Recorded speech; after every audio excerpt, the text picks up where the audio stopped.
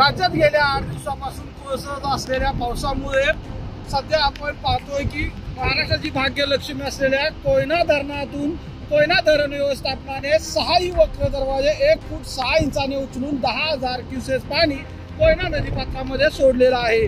तर पायथा विद्युत गृहातून 1050 क्युसेस पाण्याचा विसर्ग हा नदीपात्रात आहे।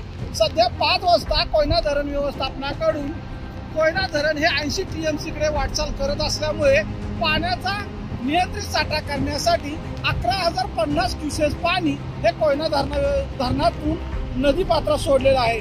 तर 7 वाजता हा पाण्याचा विसर्ग वाढवून 20,000 क्युसेस पाणी नदीपात्रात सोडण्यात येणार असल्याचे धरण व्यवस्थापनाने सांगितलेलं आहे।